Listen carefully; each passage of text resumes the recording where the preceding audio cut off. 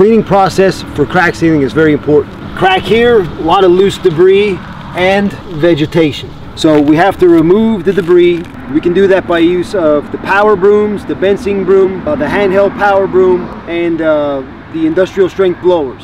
So again, removing all the loose debris and vegetation. Vegetation can also be removed by torching it and burning it out of there. The reason why is we need 5 points of contact to seal this crack.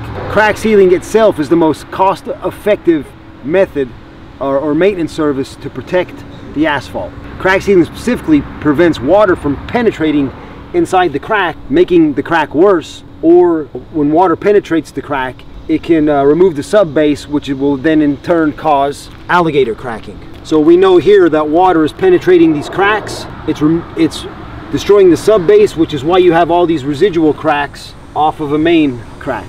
The surface area on the side of each crack, the walls of each crack, and then the basement of it. So the two surface layers, the two walls, and then the basement of the crack. That's how to properly clean and crack seal. This is the product that we use for crack sealing. I've used a couple of other products throughout the years, and most of these boxes are the same. So when you're doing 10,000 linear feet of crack sealing, you're going to open a heck of a lot of boxes of crack sealing. So if you're going to have to depend on a knife every time to open it and then try to shake the product out, like you can see, it's just going to be that's going to be a struggle when you have to open 75 boxes in one day.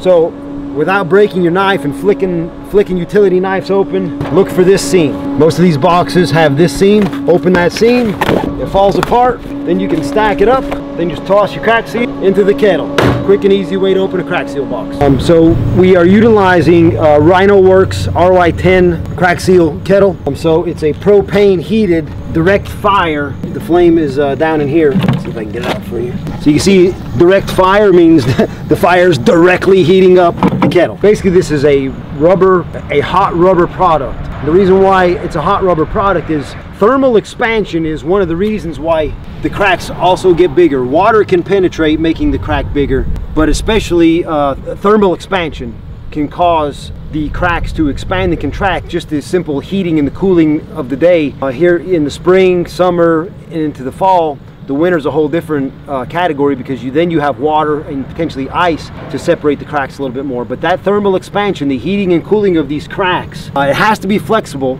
That's why we use a melted rubber product to help get that watertight seal on the crack. This boot helps to spread and get the two surface areas of the cracking. As we apply the product, you're gonna pull the lever. You want to fill up your boot with product and then push it out. And again, we're looking for that nice surface to surface level right in here. So the surface of that crack, just like you can see here, there's the two surface areas. We're covering the surface area and filling up the crack so that it's a nice flat coverage. When this cools, it'll be completely watertight.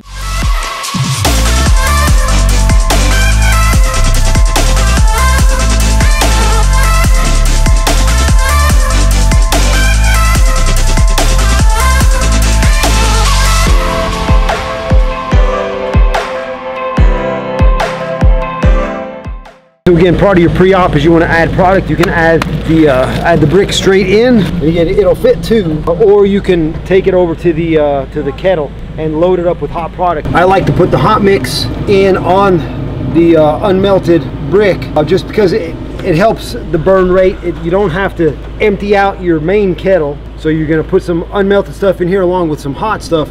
That way you can keep adding product to both. It'll even out over time, especially when you're doing a couple thousand linear feet of crack sealing. That way you don't empty this or empty that at one time. Using the hard bricks, implementing them into your smaller push kettles or the big burn kettles helps to extend the burning throughout the day. So as hard as these bricks are when they're not melted, when these kettles cool off, that product ends up coming out of this spout right here. So when the product cools inside this pipe, it's going to cool as hard as these bricks are. So the last phase in the pre-operations is to grab basically a torch and to loosen up the product that's stuck in here just by burning it.